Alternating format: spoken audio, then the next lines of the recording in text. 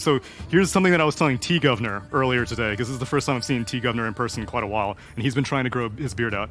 The goal is not always to grow as much hair as possible. Oh, God. Because It's I so grow unreal. hair elsewhere. Like, it goes higher than my line. Yep. Doesn't mean it looks good. Just because you can grow hair somewhere does not mean you should keep it. You should. Shroud, are you listening right now, Shroud?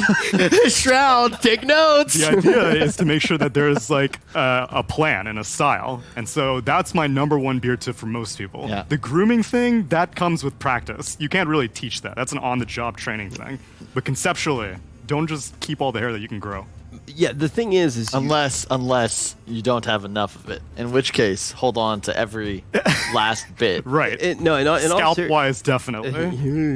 in all seriousness, though, I think the thing is too is you just got to mess around, right? You don't know. Oh, yeah, what's gonna look experimentation, good. for Yeah, sure. like when you're shaving, like when you're going to shaving rather, not shaving. Just leave a few pieces on, and then you're like, whoa, and like look at yourself in the mirror, and like laugh, and also, Kyle, I will say this very seriously right now. I can't wait. I like you way better without facial hair. I think mustache is fine. I don't like the goatee. Well, it's just the problem is I can't grow a beard. So So it's just do like, the mustache, right? Like that's the whole thing. Just because you can grow hair, this is exactly sure, the but opposite. like I don't know. I think I you don't look like see a myself super, as you a look like a mustache super guy. villain. Every I time don't. you That's the thing. I don't think that's a good look. super villain. Like, hello, I'm Kyle, No, the super villain. the goatee makes you look like a super. Yeah, he's saying- like he's I have the going goatee against right you. now as a joke, and like the goatee literally makes me look like I just retired in Florida, right? Which isn't really a great look either. I know that. Which is it's fun to mess around with every day. But you have like similar facial hair to my one friend Dylan, who might be watching right now, who also looks terrible every time he grows in facial hair, and because he looks like a super villain. I don't know. I think you're a really handsome guy. Thanks, Rich. I think a lot of the time, you know, when people walk by you, turn their head, and if they had two heads, like the hero that was just like they turned both of them. Oh, that may be your best one yet. Oh, that was good. What do we got here? I'm ready to produce you at Dota 2 producer. Are you ready to be produced, Rich? We'll see who does the producing. Thank you very much for that. But let's produce some analysis on what's going on in this draft right now. A lot of fans for Bait, a lot of fans for 5Comrades. It's strange that this is actually one of the very few games that I haven't seen a core be picked first phase from 5Comrades. Yeah. With the massive amount of second phase bans that we've been consistently glossing over in these panels, usually it's you know because what's there are way crazy? too many core bans. We literally got into a discussion about boy. like a paradox, the time, beard care, and Rich's opinion on attractive male qualities, and we still just barely got through the second ban phase. You're not wrong. Oh my god. Yeah, Kyle really dislikes the second ban phase. I just even when I was playing and drafting, it was tedious because you're going through all these permutations. Like, I'm not saying like, oh, speed up, guys, but it is like it's just tedious. And I wish we could get into the discussion, even if it was after the fact, of what's actually happening in the room. But obviously, Dota teams are never going to let that information go out. But man, like, those are the conversations. Okay, then fine. How about as a viewer, do you like being able to see first phase cores more frequently? Because I think that's the product of this ban phase Yes, change. I do So do I. like it. Yeah. I do like it because I think it kind of rewards you for revealing key elements of your strategy early on, and it also rewards you for having a wider pool, Yeah. so that you can pick. And now it's also interesting because it kind of forces people towards the OG methodology of drafting, which is to pick your win condition, and then just sort of tinker with it. Right. Don't you think you're kind of being a zoomer then? Because basically what you're saying is you don't want to have to wait longer for a better thing, which I think is going to be the downfall of humanity. Instant gratification. As we sit here. Yeah. Dude, you'd be surprised. So many people don't know about compound interest. It's crazy. Where did that come from? Well, not delayed Oh, gratification. right. Oh, yeah, it's yeah, like the yeah, number that's one hallmark of success is the ability to like not take something now for Watch something your money better in the make future. more money. Yeah. So I bought a whole bunch of Bitcoin. Just kidding. I did see you checking. I saw some graphs on your phone. You're passionately checking some stocks. No, definitely not. That would not be Stonks me. aren't going up, Kyle. That's discouraging to hear. We have not. Don't buy things you're not educated on. Just talk to your parents or something. Man, you probably can't buy anything.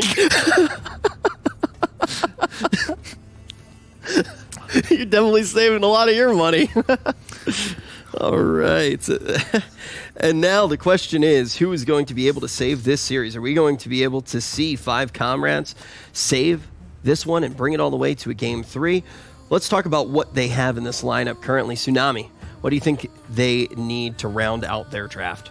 Some mid laner who can make room for Terrorblade. I don't know why they're picking Terrorblade in a game that doesn't really. I mean, Into Mag. Yeah. Into Mag, Jakiro, Void, Rubik. These that's are not a ton of magic damage. Yeah. I don't get it. This is like the first phase Arc Warden that I had a lot of issues with. It's cute in that, like, especially with LC, you've got a lot of damage amplification potential. But I look at this strategy and I just think, okay, so you have 3 like support heroes and then a Terrorblade. So the Illusion Army is necessary for you to have adequate DPS to go toe-to-toe with the bait lineup, but then they have better team fight, better lockdown, and more spell damage. And Illusion Clear. And they still have to pick a mid laner as well. Yeah. Which Pugna's banned out. This may be an opportunity for your boy Leshreck to make a reemergence. I would not Nah, I think it's a Quap or Puck. You're talking about the Dondo, Dendi, Superstar, and what would he be? If No-Tail's a flower, what's like the positive imagery for Dendi? Ooh, that's a good question. He's just like the face, I guess. He's like, Let me see the he's like a Dendi good face. Dendi tree. face in chat. Like Huh? a reliable oak that's, been there, provides shade. That's Okay, what sure. I think of. He's also Fine. very tall. That's true. What's that emote from the video? Happy face? Wait, no, well, that one's great, but no, you know the emote from where the dude gets out of the car and he goes, "It's Friday, it's Friday." Yeah. Yeah. What's that one called? I don't know. I would have gone with It's Friday, but I think Rebecca Black owns that. Yeah. No. It's is it Simba? It's a better Twitch TV emote. I don't know. That's what he would be to me. Okay. I'm sure chat knows where I'm going with There's this. your There's puck. the puck as well. They picked it because Comrades went Quap. Puck. Puck versus Quap is, in my view, like the most true skill alternate hero matchup that exists because both sides can win. I would usually favor Dendi because he just knows this matchup so well. And oh my god, yeah. Look how in favor this is of bait. Bro, it's Dendi Puck. Dondo the super mid. I love this baited. Like, baited are in a position to win. Like, if this game is even at 30 minutes, like, they just win.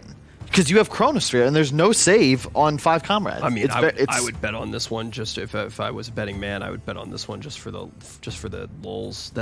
I think that's the biggest spread we've seen so far in the tournament.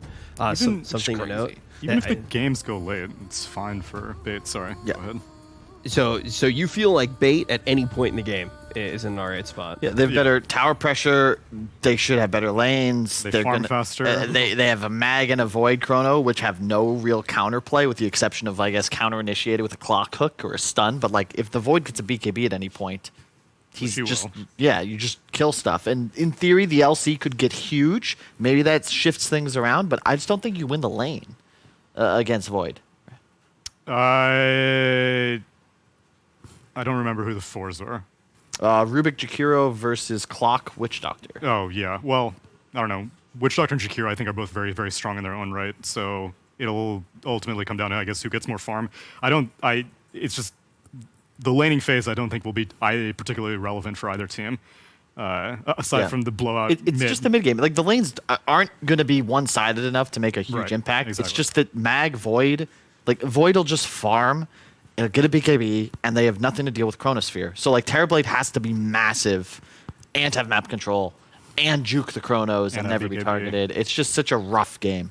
All right. It seems like it is going to be a very rough game indeed.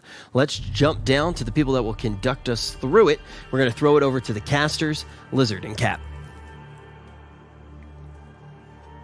A rough game calls for some rough riders, Lizard, and that's when we're going to be here trying to get through this game 2 of bait, where apparently, like, if I'm listening to our analysts, we're in for like the most one-sided game of like all of Omega League. Yeah, I wouldn't count out 5Comrades that easily. They have some things going their way. That LC probably should have a decent amount of time there, right? Like, decent enough of a time, because you are playing into a Jakiro. You have that press the attack as well to work with if they plan to Jakiro there on the safe lane.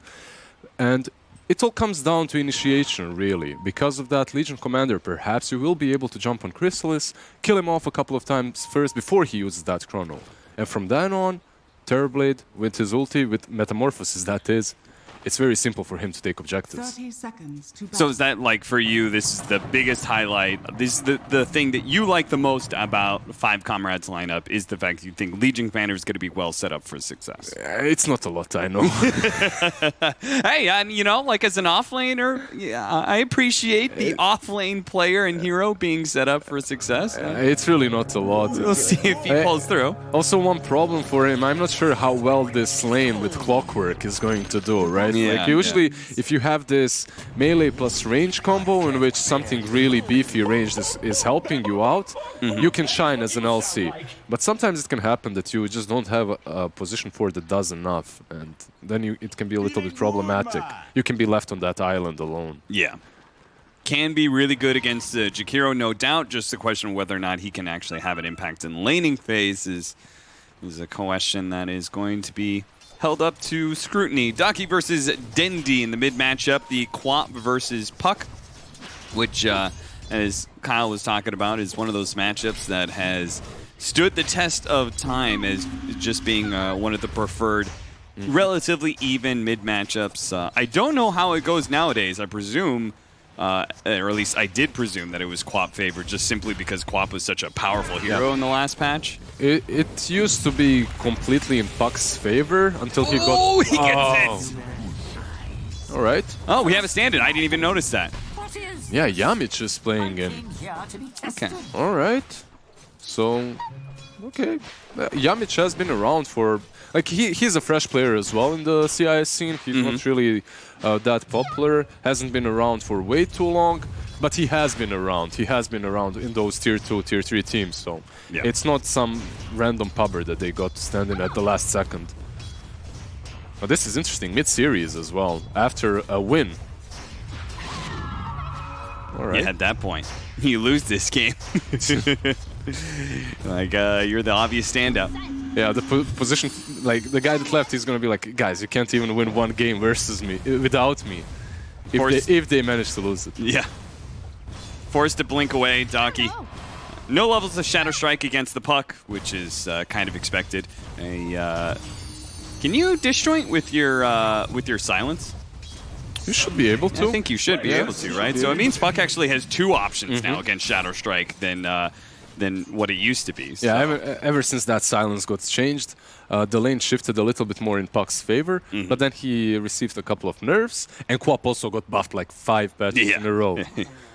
Of course, a large amount of that was based around the Shadow Strike build. That's true. That's also very true. Maybe we're back to dead even again in this match. Well, I guess we'll all have to see. 6-4 and 7-3.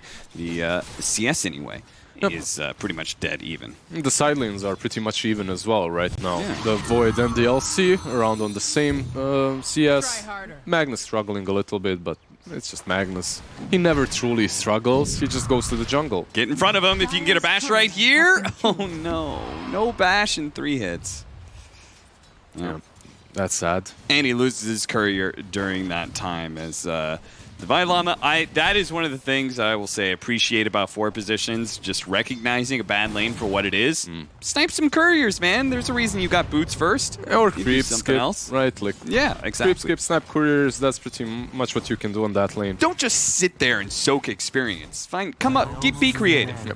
Find something you can do. At least soaking the damage from the Jakiro could be cool, right? Like, that's something that he can definitely do a little bit more on that top lane, so that Legion can at least trade evenly with the Void. Well, the CS may be kind of even, but I feel like every single time I look at that mid lane, it's Dendi who's pressuring the Quap, forcing him to blink away, to use Healing Salve.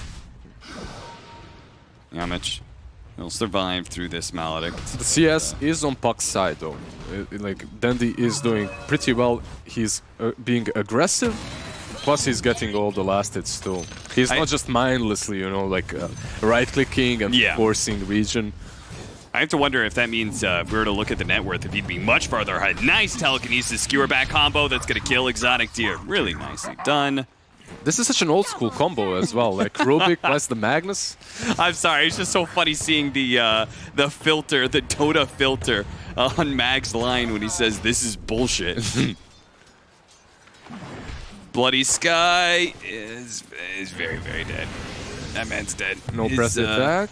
Yeah, 1 millisecond to use the press the attack at least. Yeah.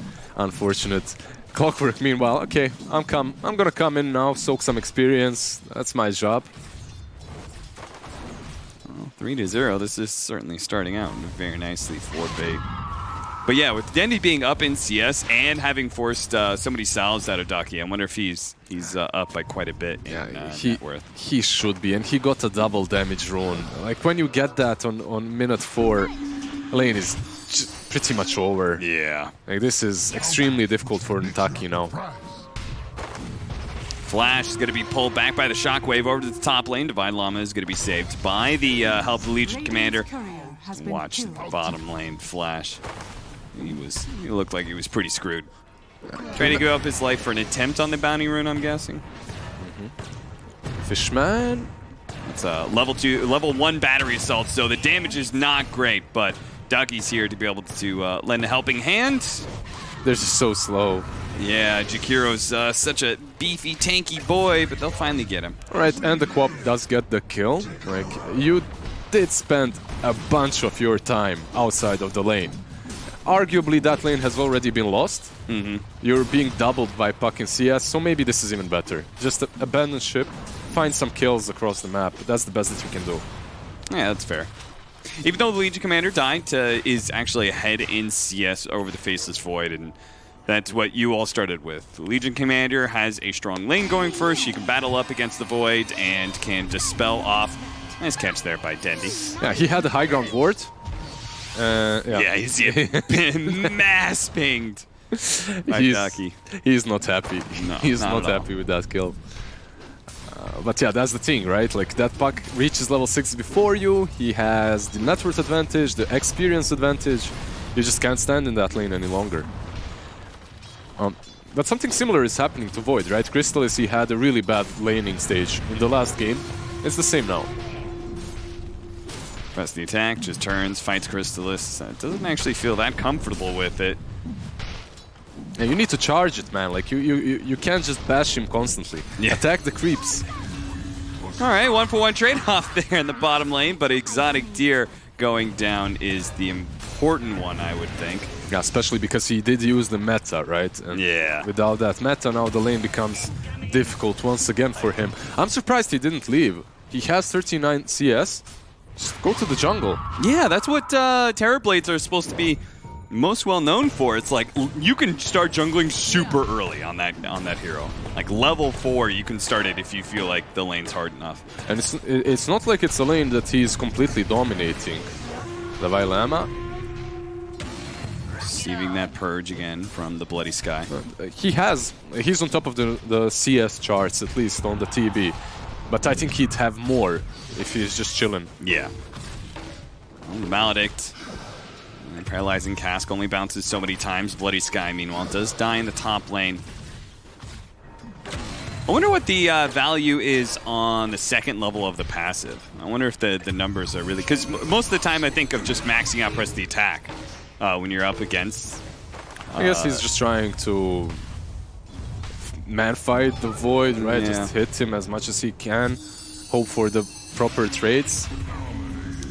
Dendy, man, just chasing down these kills. Crystallis, meanwhile, does kill Divine Llama as well, and this is just looking terrible. I mean, the weird part is that I feel like it's very similar to Game 1 where we're watching Bait be the aggressors and winning fights, but the net worth isn't actually that much of a difference between the two teams. You don't get as much from kills as you used to, right? So even if you're making these rotations and missing a wave or two, it isn't really that worth it for you, unless you're taking objectives as well. Yeah. Like this co-op just spent, what, 2 minutes on the top lane? She didn't get a kill, now will not find a rune to refill the bottle. He's going back without any mana to the jungle or the mid lane, where he's extremely susceptible to Puck just killing him again. It's... Yeah, at this point, I don't know what Docky does. I think you kind of have to keep going for the rotation up to top lane just because the Legion Commander has the duel, which is a really good lockdown against that Void, but, you know, you're going to need one of these ganks to actually connect to recover your game. You have the duel. Like you just said, I think that's the best possible way for them to set up kills.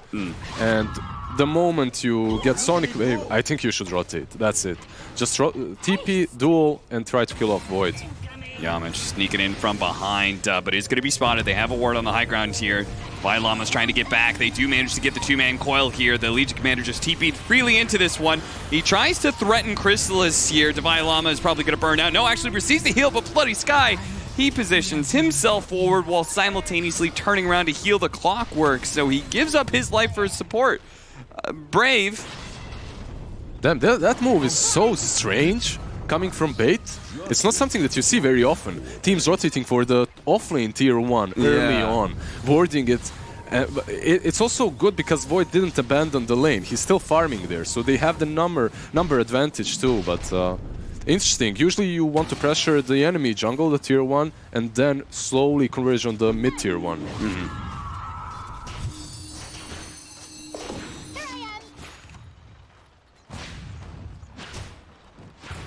Well, I guess Magnus is having a blast. He's left alone. He's on top of the network charts. Like, maybe that's the thought process because it is a free lane since Terrorblade's going to be jungling from here on out. Like, okay, we don't really need to rotate people down there, right? Magnus takes it eventually by himself, and sure enough, he does now. So if we keep our safe lane tower intact, then we actually have like a really decent advantage when it comes to map control. It's going to be hard for Exotic Tier to play aggressively in the enemy jungle if all these towers are still up. That's a solid thought process. The only downside to it is that it's a little bit riskier to play around this area, right? Like you can get punished for it.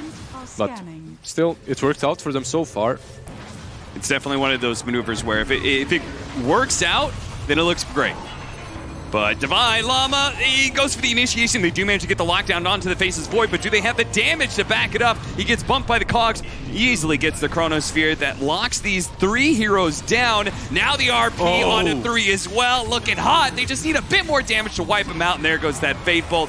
Macropyre finally comes out from Fishman as he gets his level 6 thanks to all these kills. Yeah, looks like the Clockwork might get away, but Flash certainly is not as he goes for a last-ditch effort. Even dead, he says, no, you're not getting away from me, Llama. They desperately needed the damage in that duel, which they didn't have. That's all because Bait initiated first. I think they scouted with the sentry, didn't they? Like, once you plant the sentry, you have some small vision around it. I think Witch Doctor got scouted by that. I'm not completely sure. I think that's what saw him. But Nataki, like, in a game such as this one, when you're a Queen of Pain, you won't win it by being passive and farming. Yeah, where the hell was he? You need to be there for every single duel. He was waiting for his items, I guess, farming, because he had that ulti. We talked about it. It was like, okay, you've got duel to lock down for the Void, and you've got the burst damage behind it, thanks to the Quap. But he literally survived because there was no damage there. The duel was pretty much the only lockdown, plus the cogs that happened after, but that's not enough. Yeah, what a world of difference that could have been if they blow up the Void there. Legion Commander gets that heal off of a successful duel. There's no Chronosphere to lock down all these heroes. They probably take the tier 1 tower as a result of winning the fight. They did smoke up right now. Their initiation is very difficult though. Yeah, you have to like drums run in off of a hookshot initiation, but it misses. Yeah. I think you need to run now, don't you? Or okay, they don't have ultis. You don't have RP, you don't have Chronosphere. Because of that, you can continue assaulting the tier 1. Yeah, mid tower is really good real estate to take if you can get it. Problem is they can't actually get a clear initiation on a lot of these heroes. Bloody Sky's just going to run up blindly into this high ground and then run back down, scared for his life. Macropyre with the Dream Coil looks pretty good. The Legion Commander's just trying to wait out the coil, but thanks to the stolen spell from Yamich, he can get both those kills. Divine Llama and the Bloody Sky. Now that was a Divive move, man, right there. They're living to their names. If nothing else. I just don't understand, like, you had a free tower, I think, in your hands. If you don't dive. If you aren't if you don't just die. Okay, Docky misread the amount of damage he could put out there. Oh man, Radiant structures are fortified. this game just went south for 5Comrades, man. Like, this is some 1984 stuff. I'm not gonna lie, Lizard. Like, I started off the cast really strong by basically, you know, selling out everybody around me and saying that 5Comrades, you know, they all said that 5Comrades sucked. And then I tried to dial it back a little bit. And I was like, I'm gonna be nice to these guys. They're a bunch of new guys and all this sort of thing. But it's very difficult for me to be nice any longer, Lizard. If you know me in pubs, like, I can't really stand up to all of this for too long. Like, eventually I'm gonna break. Like, what the hell is going on? Yeah, I'm not sure as well. They're just missing their spells. And I think there's a little bit of tilt. Yeah, they look mega tilted at this point in time. Daki's gonna come in, but it's just like this bait 5-man. When you're up by 12k net worth at 15 minutes, Radiant structures. like, fights are gonna be very difficult to execute. We saw the panel, like Kyle and Tsunami, they were tilted a little bit by 5C's draft as well. Like I think in the last phase they drafted this TB that isn't really the perfect pick for them. There's just so many ways of killing him off in that chrono, in the silence from Puck, Ice Path, you have RP as well, the Empower for the Void. There's just so many things that aren't really great for them in this game. But on top of that, they also executed really poorly. Dire are scattered. Blink Dagger now for the Mag, and well, it's only gonna get worse because Crystallis, like, having his first farming item, then gonna go for a second farming item. Exotic Deer is doing that thing where he's like, okay, my side of the map is very hard to play on. I'm gonna just try and play very, very deep on the enemy side of the map and hope I can just get away with this. It's all good until LC pops drums and runs into the fountain. Like it's all good. A Terrorblade farming where he was farming right there without even one single tier 1 being taken. Yeah. That's some 5-head move. Yeah, and you know what's like really discouraging is that I feel like 5Comrades, both games have gone to, very rapidly gone to plan B, which is just, hey, Exotic Deer, carry us? Yeah, that's it. Like, it's terrible. It definitely fits that role. Yeah. It's a hero that really carries you on his own if you give him the chance, but they really aren't giving him the chance. The Jakiro gonna die here. Exotic Deer can't get the damage out. Flash is gonna chase away Crystallis, so Exotic Deer won't at least die. At least not yet anyway. Look at Yamich go. He's like, I got the nukes ready to go. The Thunder's gonna go off. Turn around, counter summer from Yamich. He's just playing around with these comrades. Oh, okay, they get Fishman. At least something. Oh man, this is a disaster for comrades. My comrades, this is not good. Not good at all. These are the sort of games that end friendships. You can go from 5 comrades to 5 acquaintances, 5 acquaintances to 5 strangers. Yeah, this is... okay, he's getting some couriers. Yeah. That's something. Can they catch him? Probably not. It's a Queen of Pain. He'll be fine. It's almost got his Yule Scepter. Yeah, that's... So he can slow down the initiation. Did you know, Lizard, did you know that you can use Yules to break coil? So if you stretch coil... And then Yules at the edge. As far as you can, right on the edge, and then Yules at the very edge of it, the Z-axis will break the coil and you'll come back down a free man. Damn, the Z-axis. Yeah, the Z-axis coming in clutch. I can't forget.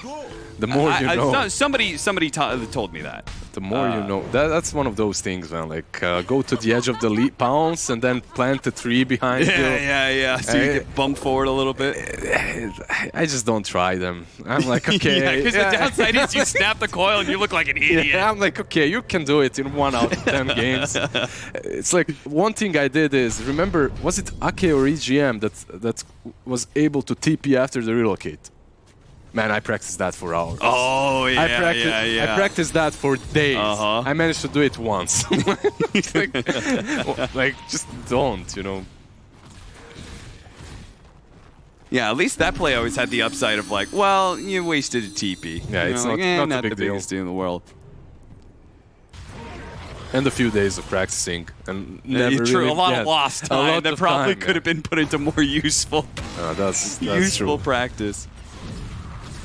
Okay, so TB, He is buying a BKB this time around, so something has changed. But he is still playing versus a Void, so that thing remains the same. That Chrono does not care about your BKB. That RP as well does not care about your BKBs. So he's learned from his mistakes, but the scenario, I think, will remain the same. I'm a little bit disappointed in Yamich right now. How come? I want to see him do the play where you remember old Dota 1 Terrorblades who would go like into the Roshan pit and then you would Shadow Blade. You get hit by Roshan, you go down to 10% HP, you go Shadow Blade out somewhere, surprise Sunder them and kill them. I want Yamich to do that. You've stolen the Sunder, you might as well. Like, your support. If it goes wrong, you know, all good. Terrorblade is going to be able to get it off. No, last hero. Slams the hammer down on the ground. Skewer stops Flash too, and even Divine Llama. Now this is game, maybe. He's killing the wards and taunting. That's all he can do. If they don't... Okay, the camaraderie is really strong on the Radiant, because I know many teams that would just call it right here. It's 4-34. 20 minutes in. There are plenty of games. I've casted many a game. Oh man, we're getting like 2 kills a minute. This is hype. But none of those games was so like 95% of the kills were on one side. Yeah. By the way, for Yamich and that Sunder, maybe he can't do it because he doesn't have a mobility item. He only has a force, right? That's true, that's so true. It's a little bit difficult to... Okay, I have 5% HP, I'm gonna force myself to you. But just imagine how sick it would be if you pulled it off, because Dendy's got a Dagon too. It'd be like, you just combo up like that? Be sick. Oh, that was the thing. Terrorblades went Dagon, right? They went Shadow Blade and Dagon. Yep. That's a high risk, no reward. But if it works, that 1% chance, you end up on a highlight. Yeah, the 1% chance you end up on the Holy Hexer, luck is no excuse or whatever. That old Dota highlight reel. Is there anyone making those anymore, by the way? I haven't watched too many. No, right? Nowadays because that's the thing. People back then were doing it for the passion. Nowadays, the play is to make money off of clipping Twitch streams. Oh yeah. You know, you get like I found a clip. I found clips of my stream on TikTok. Like what the hell? And it had like 50,000 views or something. I was like, okay. I'm not gonna lie, that was a sick hook into Cogs, man. They may actually win the fight, kind of. No, never mind. Exotic 2 was half health and just pop. Dendy just made him disappear. What level Dagon is that on Dendy even? Like, yeah, it's definitely 3 or 4. That was it hurts. No, that's 3. It's 3? Yeah. What? Is it 3 prongs? I think it's 3. Yeah. Regeneration. Okay, Orchid actually completed. So he didn't go for Yules in the end, right? He went for Orchid. I can feel it, like you're this far down, you kind of have to go all out. Yeah, if you buy Yules, what's it gonna do? It's gonna maybe break the Magnus RP, or maybe save yourself from one silence, but it won't really change the game. With an Orchid, perhaps you can get an important kill on a Puck or Void. Unfortunately, the Orchid won't work against the Void now as he has BKB, but because the Puck keeps on investing into more and more Dagons, he's now has Dagon 4. If they get the... Oh, he's too damn fast. He's too damn good. Dendy, the Dondo. He's making the plays. He's got the coil out, silencing up the Legion Commander. Boop, there he goes. Another one down, another victim to the Superman. The Bloody Sky is definitely trying to go for these high-risk plays, like trying to catch that puck there. That will really rarely happen. Yeah, you kind of have to lead with the hook shot. Just get that, like, 1 second stun in so Legion Commander can get off the duel. Chrysalis will lead the way with his Aegis of Reincarnation. Yeah, it's up for, what, a minute more or less? So he can continue just attacking this. And 5Comrades will do the very, very smart next level play of giving up their mid lane of barracks in order to allow the Aegis to time out. Radiant's middle. they're farming a little bit as well. If you look at Terrorblade, he's not stuck in his base. He's actually farming the enemy triangle. But eventually you need to go back because there will be nothing left. Invisibility. Taki. Coming around the sides here. Okay, Divine Llama comes forward and he's like, here, hit me. yeah, Just leave my instead tower. of tier 3. Yeah, just hit me You a know, little bit. It's like he's like those guys who chain themselves up to trees, Yeah, you know, yeah, to prevent them from getting cut down. No, if you're gonna do it, you have to go through me. I don't think Chrysalis has a problem with doing that, though. No, I don't think so at all. And he's got quite the chainsaw going there with all that attack speed. All right, missed the cogs pushback. Cogs are the chains, right? That's Yeah, there you go, there you go. the tree falls and so does the clock. Paralyzing cast, bouncing around. Aegis still up. And you gotta make a move sometimes, comrades. And it's gonna lead off Divine Llama. Okay. Throw out the Sonic Wave, take down the Aegis. They can actually get him. Okay, they got the duel. Where's the damage? They have the damage. Oh no, the Paralyzing Cast is stopping a lot of it. The Chronosphere comes in as well, but he's underneath the Macro Pyre. It burns out the Terror Blade, and the Quap's gonna die as well. So nobody's left to be able to kill Dendi. In fact, Dendi will kill them. He gets Bloody Sky. 2 buybacks is all that remains for 5Comrades. It's Daki. And it's the Witch Doctor whose name is Flash. They went on the Void 1 minute 30 seconds before the Aegis was reclaimed. Obviously, this will happen. Witch Doctor dies. No buy. Yeah, that's GG. I think that he ended up in his own chrono every single time I watched Bait so far. Yeah, you know. It's impressive because he won this series.